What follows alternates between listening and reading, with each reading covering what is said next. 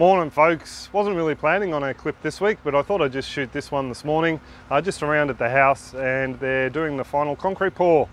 Just doing the walkways, the paths, and some of the drain work, and the little back patio area, or entertainment area that they're sorting out for us. So I thought I'd give you a bit of a look at that. We're waiting on the concrete truck at the moment. She still hasn't turned up, a little bit late, so I thought I'd give you a bit of a look down the back first, and then yeah, give you a bit of a look at the concrete being poured. So we're just down here at the Aquaponics to begin with, and I thought I'd show you what this hoe and knocker's done. It's basically turned into a small shrub that has taken over the Aquaponics. I noticed yesterday it's actually smothered my poor mint. I don't know if you can see down through there.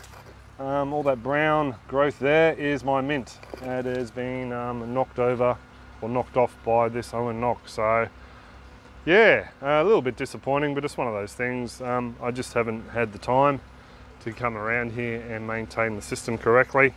You can see the cardamom in there doing rather well, and I dare say that cardamom is one of the reasons why I'm having flow issues down to the bell siphon, which is just down in that corner. It's actually not running as a bell siphon at the moment. I don't know if I can show you or not, or if I'm going to get tangled up.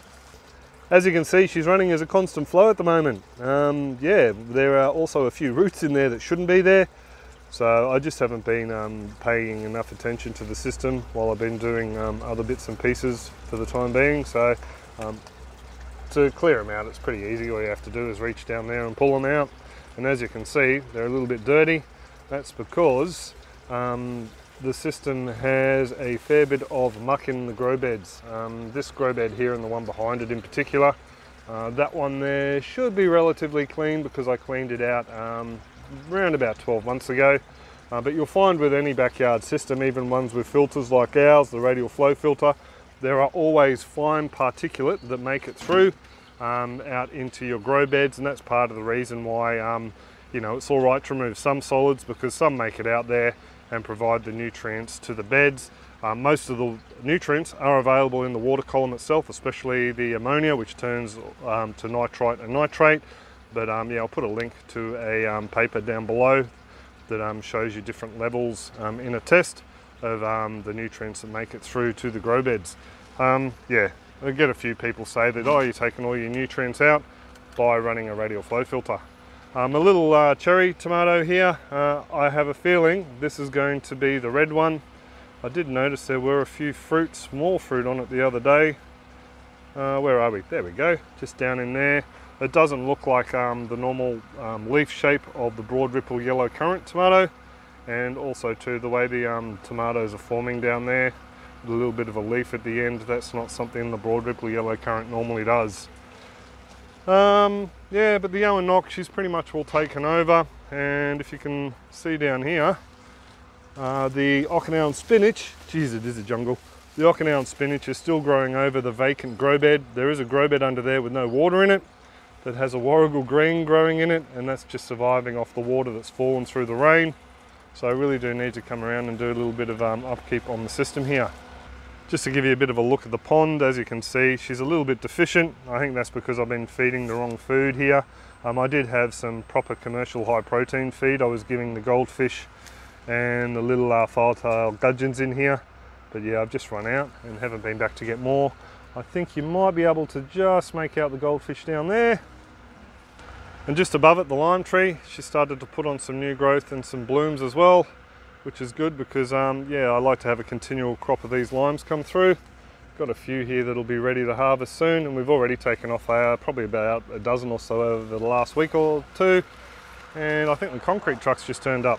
And just to show you the backyard, they've taken away the big pile of dirt, and yeah, this is the formwork for the pad and the pathway that goes all around the house. Actually turns into a thin drain up along the retaining wall there for the driveway. So it's all go, John? All good? Not a problem. Go around here and have a bit of a gander. So some wombat forgot to press record, so they've started with the pour just around this side, around all the drains first, and they're just bringing it up to level. There's going to be a bit of a fall. They're making a gradient of about 20 millimeters or 3/4 of an inch from the middle of the back of the slab all the way down to here, and then again another 20 millimeters, 3/4 of an inch from there down to the end of the path slab. And that's pretty much all just to make sure that no water sits on the path. Just while they're busy with the pour, I thought I'd come down the back here, venture through the jungle and show you what I found on the coffee plant.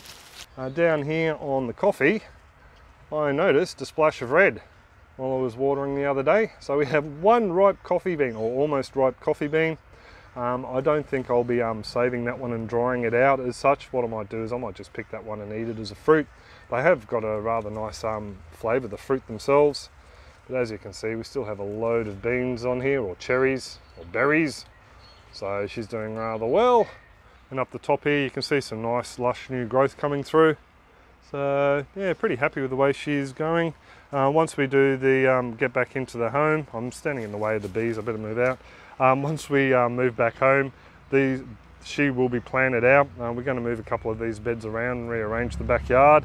Not straight away, because we'll have bits and pieces on the house we need to finish first, but we're going to be removing things like this old wicking bed and creating a bit more of a food forest down here.